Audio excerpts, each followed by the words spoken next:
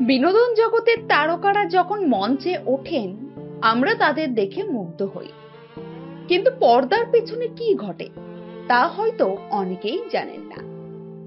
সম্প্রতি এমন এক চাঞ্চল্যকর ঘটনা সামনে এসেছে, যেখানে জনপ্রিয় অভিনেতা সৌরভ দাস এবং অভিনেত্রী দর্শনা বণিক এক ভয়ানক পরিস্থিতির সম্মুখীন হয়েছে। শহরের বাইরে একটি অনুষ্ঠানে গিয়ে তারা যে অভিজ্ঞতার সম্মুখীন হয়েছেন তা অবিশ্বাস্য এবং দুঃখজনক।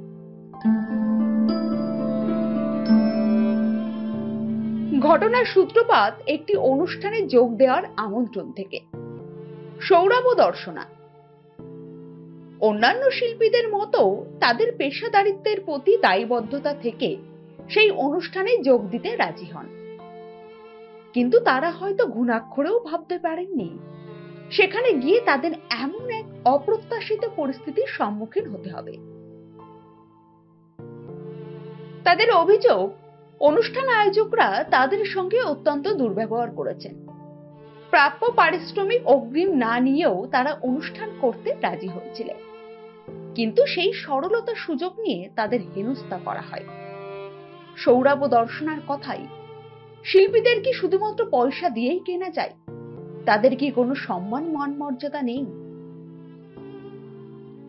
এই প্রশ্ন আজ শুধু সৌরভ ও দর্শনার নয়, বরং প্রতিটি শিল্পীর।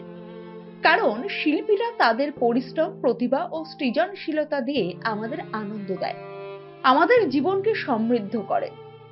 কিন্তু তাদের সঙ্গে যদি এমন দুর্ব্যবহার করা হয়, তাহলে আমাদের সমাজের সংস্কৃতি, আমাদের শিল্প সাহিত্যের প্রতিচ্ছবি কোথায় গিয়ে দাঁড়াবে?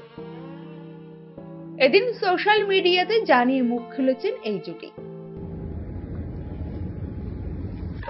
নমস্কার সবাইকে, আমি সৌরভ, এখানে দর্শনা আছে। দর্শনা, বিষয়টা হচ্ছে আর কিছু নেই, এটা ধরতে আমি বলিনি ভিডিওটা।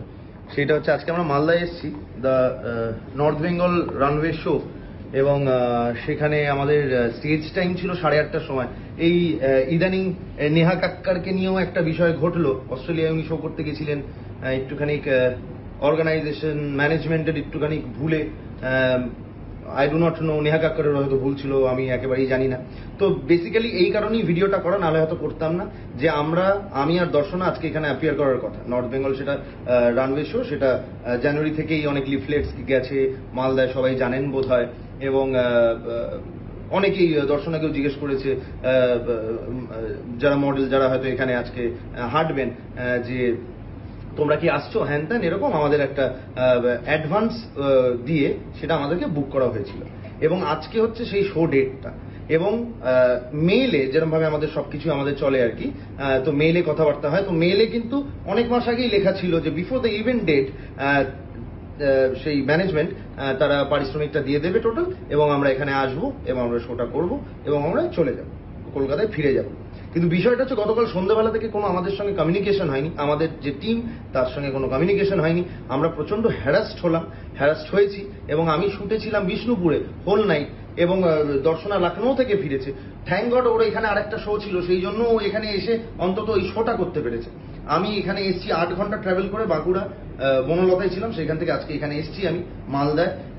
এসেও আমাদের পারিশ্রমিক যেটা দেওয়ার কথা সেটা তারা কথা রাখতে পারেননি, এবং সেই কারণেই আমরা স্টেজে যেতে পারছি না। এটা জানিয়ে রাখছি তাদেরকে, যাতে এইটা মিস ইন্টারপ্রেটেড না হয়, যাতে মানুষকে বলা না হয় যে তারা আসবেন বলে আসেননি, বা কোনো রকমের মিসকমিউনিকেশন যদি হয়, সেই জন্যই এইটা করা। আমাদের we do not have any hard feelings. Yes, we have heard feelings, কারণ এই যে সময়টা গেল, এই যে আমি এখানে এলাম, আমি রাইট অন টাইম এখানে পৌঁছে গেছি। তার সঙ্গে কালকে সন্ধ্যাবেলা থেকে চেষ্টা করেছি আমরা কথা বলার, সে ফোন ধরেনি।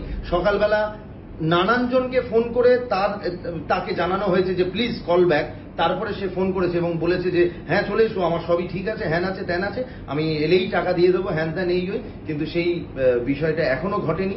আমাদের 8:30টায় স্টেজে যাওয়ার সময় ছিল, আমরা এখানে 8টায় ঢুকেছি, ও অনেক দূরবেলায় পৌঁছে গেছে। কিন্তু বিষয়টা হচ্ছে সকালে পৌঁছে গেছে, এবং বিষয়টা হচ্ছে সেই কারণেই কিন্তু আমরা যেতে পারছি না, আমরা শোটা করতে পারছি না। ইনফ্যাক্ট আমি প্রথমেই দেখালাম সেখানে লাইট জ্বলছে না, এখন এতক্ষণ লাইট জ্বলছিল, হ্যাঁ শো হওয়ার কথা, কিন্তু আমি জানি না কখন হবে। তো এই কারণেই আমরা করতে পারছি না, এটা ইয়েস, আরো অনেক হ্যারাসমেন্টস হয়েছে, সেসব ডিটেইলে নাই গেলাম। তো এই জন্য আমরা এই মালদার নর্থ বেঙ্গল ফ্যাশন শোতে আমরা অ্যাপিয়ার করতে পারলাম না। This is the reason. Thank you. That's it.